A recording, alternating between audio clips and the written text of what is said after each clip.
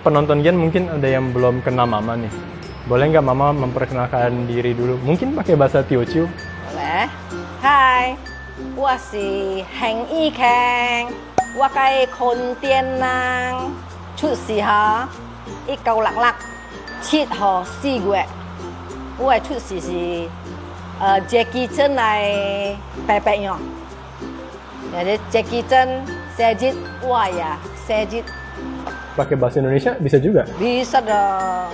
Saya Lucy Wulandari, lahirnya di Pontianak, tanggal 7 bulan 4 tahun 1966. Ulang tahun saya sama dengan ulang tahun Jackie Chan. Mama berapa bersaudara? Ada 7. Papanya itu pedagang kecil ya, sedangkan mama itu wira swasta. Pedagang kecil itu jualan apa? Jualan ikan asin, udang hebi lah, pokoknya yang buat masak makannya enak-enak. Berkecukupan tapi tidak berlebihan. Kalau Ama waktu itu wira swasta itu maksudnya di bidang apa?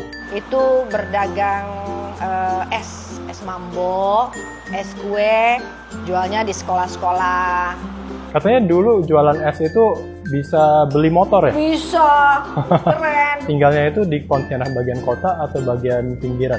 Sejak lahir udah ada beberapa kali pindah ya. Pertama itu agak jauh, itu namanya Kampung Bangsir, itu sewa. Masuk SD, pindah ke Gang Garuda, sewa.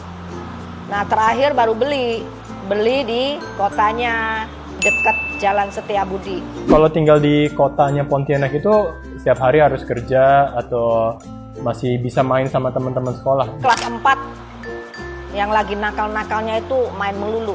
Masih kecil pulang sekolah main kastila, main macem-macem.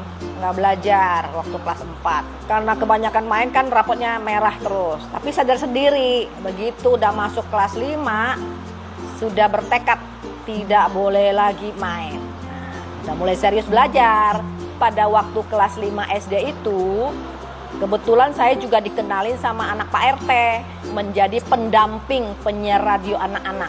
Dulu namanya Bintang Kecil Radio Prambos. Berarti dari kecil udah jadi penyiar radio? Iya, makanya kenapa kalau sekarang suruh ngomong lancar, karena dari kecil sudah terbiasa. Waktu SMP sudah menjadi penyiar sendiri dan digaji 2.000. 2000 itu per bulan.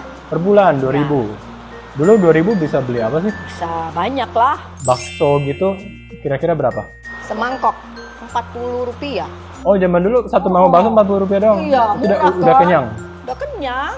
Pagi sekolah, terus pulang masih harus habis makan nyuci baju, ngepel. Setelah itu kita ngajar anak-anak TK, ngasih bimbel. Sorenya kan giliran kita yang belajar. Les bahasa Inggris, les tata buku juga waktu udah semea ya. Kamu kerja kayak gitu gara-gara keinginan sendiri atau karena emang nggak ada uang jadi harus bekerja? Enggak sih, cuma keinginan sendiri. Dulu kan tetap dikasih uang jajan sama orang tua. Cuman kayak otomatis, nggak bisa diem. Ada peluang kita ambil. Kalau misalkan Mama hidup di Pontianak tuh kayaknya happy-happy aja, banyak teman, terus banyak kerjaan juga. Kenapa pilih datang ke Jakarta? Kan pengen mengejar mimpi. Oh, mimpi waktu itu apa sih? Mimpinya itu pengen jadi orang terkenal. Kalau di Pontianak doang kan kecil skopnya. Makanya pengen berkembang harus ke Jakarta. Memulai mimpi ya kerja apa aja. Kan tamat SMA waktu itu. Setiap kali pagi baca pos kota, lihat lowongan. Banyak yang ditolak katanya. Nilainya bagus, punya ijazah, pembukuan lah, Inggris lah. Kenapa melamar jadi sales yang di toko-toko itu? Jadi pemilik tokonya itu merasa kita itu pekerjaannya bukan di sana, jadi tolak. Kalau pengen jadi orang terkenal, kenapa nggak cari kerja di bidang yang entertainment? Belum kepikiran, karena kan katanya kerja di entertainment itu harus ada yang kenalin dulu. Jadi pelan-pelan lah. Pelan-pelan. Pas nyampe Jakarta dulu. Kerja di tempat lain dulu. Iya, kerja sambil ada waktu kita mencari. Cari kenalan. Pernah ke rumahnya Titi Puspa, pernah. WD Mokhtar pernah sama teman. Naik bus ke sana, udah kenalan, belajar privat nyanyi pernah. Sampai ke stasiun televisi ikut acara Wajah Baru. Cuman katanya kalau mau masuk TV itu harus ada duit. Oh. Udahlah mundur lah. Kembali ke dunia nyata. Kadang realita menyakitkan. Iya. Di Pontianak itu ternyata ada 3 suku yang paling besar ya. Tidayu namanya. Iya. Tionghoa, Dayak, Melayu. Di antara Tidayu ini, selama Mama di Pontianak, berdasarkan pengalaman Mama, rukun-rukun aja nggak? Rukun ya? Selama lahir di Pontianak sampai ke Jakarta, nggak pernah dengar tuh yang namanya ribut-ribut. Jadi saling menghormati lah? Iya, menghormati. Ya saling memberi kesempatan. Tidak ada hal-hal yang negatif, semuanya positif. Kita bisa berteman dan berkembang bersama. Kalau kita tinggal di komunitasnya banyak Tionghoanya, orang Melayu juga ikut ngomong Tionghoa. Jadi ada juga yang Dayak yang bisa bahasa Tionghoa? Bisa, kalau tinggalnya di lingkungan Tionghoa. Ada juga Tionghoa yang bisa bahasa Dayak? Ya kalau dia tinggal di lingkungan Dayak, dia ikut juga bahasa Dayak. Tapi kalau di sekolah, kita bahasa Indonesia. Kan di sekolah guru-guru nggak ngerti. Kenapa ya kita bahasa Indonesia lancar? Karena memang di sekolah berbahasa Indonesia. Tionghoa yang di luar negeri, kalau ngedenger Indonesia itu pasti kepikirannya, aduh, orang Tionghoa di Indonesia itu didiskriminasi, dan terutama di masa Orde Baru, dan puncaknya itu 1998 ya kan. Cuman sebagai orang Tionghoa yang sudah melewati periode itu, Mama merasa seperti itu nggak sih di Pontianak? Merasa tertekan, diperlakukan berbeda? Zaman Mama lahir ya, sampai pindah ke Jakarta ya, di Pontianak. Iya, di Pontianak. Kita ngomong di Pontianak. Di disclaimer ini ngomong sendiri ya. Selama di Pontianak itu mau ngapain, mau sekolah, mau les, mau mengembangkan diri, semuanya terbuka. Kita mau atau tidak. Dulu kan kita memilih lesnya itu bahasa Inggris, bukan Mandarin. Tapi teman-teman juga banyak yang les Mandarin. Kenapa saya pilihnya Inggris? Ya pertama kan waktunya terbatas. Waktu terbatas, uangnya terbatas. Kan kita kalau les terlalu banyak jenisnya kan jadi nggak cukup uangnya. Jadi kita pilih-pilih. Lesnya les apa? Les bahasa Inggris, tata buku. Karena kan itu buat kebutuhan sekolah supaya nilainya lebih bagus. Jadi kalau menurut saya pribadi ya biasa aja sih. Tidak merasa kamu nggak boleh begini. Enggak, masuk negeri diterima. Mau ke Jakarta juga gampang. Mau belajar apa boleh. Enggak merasa dipersulit? Enggak. Sampai ke Jakarta juga, sekolah susah. Enggak. Daftar UI, ujian, diterima juga. Padahal UI itu kan Universitas Indonesia yang katanya susah loh masuknya. Ya bisa masuk juga. Jadi merasa fine-fine aja. Dulu pas kecil Mama pilih untuk les bahasa Inggris. Ada teman les bahasa Mandarin. Iya. Jadi sebenarnya kalau zaman dulu kalau mau les Mandarin juga bisa di Pontianak. Boleh, makanya les Mandarin nggak ditangkep tuh. Semua orang boleh les Mandarin. Malah waktu itu masih inget ya, lagi Imlek masih ada drum band nyanyi lagu Mandarin ke rumah-rumah.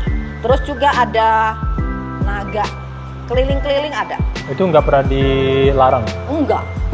Sampai Mama ke Jakarta itu masih ada tiap tahun? Masih ada, tapi sampai udah ke Jakarta dengar-dengar katanya udah nggak boleh. Ya sudahlah. Mungkin katanya dianggap mengganggu. Waktu itu Mama datang ke Jakarta itu pas tahun berapa? Tahun 85. 85.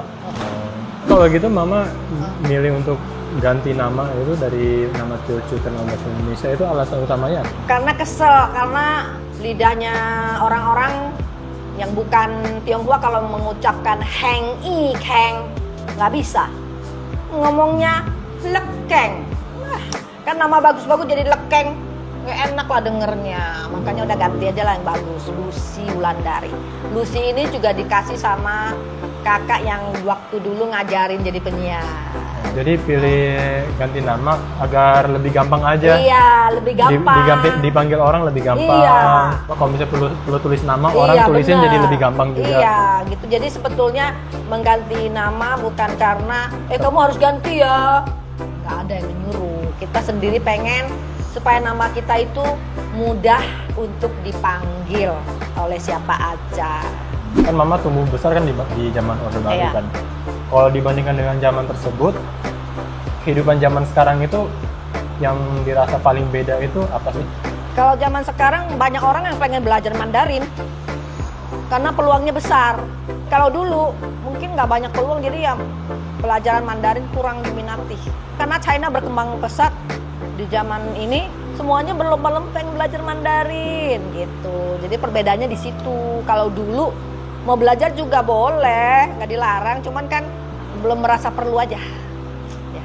Jadi kalau berdasarkan pengalaman Mama tuh, sebenarnya di Pontianak dulu kalau mau belajar Mandarin sebenarnya bisa-bisa aja. Bisa. Cuman peminatnya mungkin dikit karena nggak merasa perlu. Iya, udah merasa perlu. Karena zaman dulu Mandarin nggak begitu penting. Iya, dianggap belum begitu penting. Tapi kalau dibanding zaman dulu, zaman sekarang orang Tionghoa itu lebih bebas untuk berekspresi nggak sih? Tergantung orangnya. Kalau saya sendiri, zaman dulu bebas, tidak merasa dikekang, mau ngapain boleh. Tapi ada orang yang bilang dipersulit, ya tidak tahu lah. Ya mungkin dari diri sendiri juga nggak mau kali ya, belum dengar katanya sulit jadi nggak mau. Mungkin ya. Cuman kalau pengalaman Mama sendiri, nggak pernah merasa dipersulit. Ada nggak sih kayak cerita-cerita orang yang, oh zaman dulu tuh orang Chinese tuh nggak boleh ini, terus Mama ngelakuin bisa?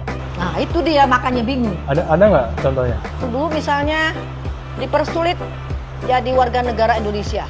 Dulu kan yang WNI kan baru orang tua, anak-anak kan belum jadi WNI kan. Kita ngurus WNI sendiri bisa, naik sepeda ke kantor-kantor pemerintah nanya-nanya gimana sih, pengen ngerubah nama, pengen punya warga negaraan, dibantu sama petugasnya ngisi formulir, pakai materai tempel. Dijelasin semua, nggak pakai duit. Mungkin karena kita kan masih anak-anak ya. Jadi lihat, ini anak-anak bocil mau ngurus ganti nama, nggak dipersulit sih. Kan dulu ngurus masih SMP, surat warga negara, ganti nama urus sendiri loh, nggak pakai biro jasa.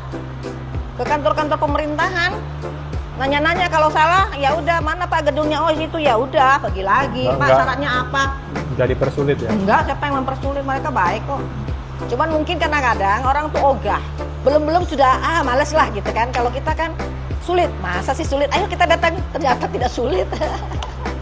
Lancar-lancar saja. Mama itu tipe yang kalau ngedengar janganlah ke sana sulit, masa? Iya, coba gua cek gitu. Kita itu kalau belum coba jangan bilang sulit. Terus kalau sulitnya di mana? Kan semua masalah selalu ada jalan keluar. Jadi intinya kalau kita ditolak oleh siapapun, kita jangan putus asa terus udah pulang terus kesel, jangan. Ditolaknya kenapa Pak? Tolong Bapak tulis. Ditolak karena bla bla bla bla bla. Itu kita ikutin. Terus kita cross check lagi ke departemen lain kenapa ditolak. Biasanya sih kalau udah suruh tulis juga kita penuhi beres. Jangan cuma dengar katanya. Kita bertanya dan kita lakuin sendiri. Jadi hebat ya Mama ini, meskipun Jan badannya lebih gede di Mama, cuman mungkin kayak mentalnya itu lebih kuat Mama. Iya benar, mentalnya. Mental pejuang. Iya. Untuk para penonton semuanya ya, harus tetap semangat. Jangan merasa saya sudah berada di zona nyaman, udah nggak mau melakukan apa-apa. Jangan.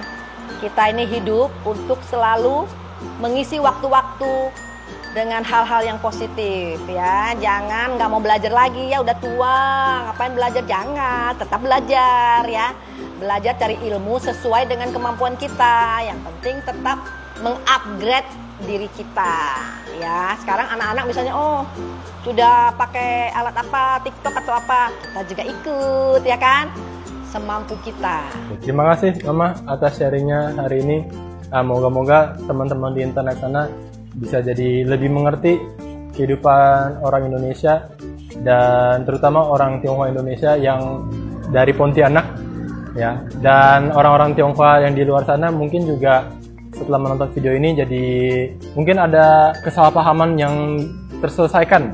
Sampai ketemu di lain kali. Terima kasih.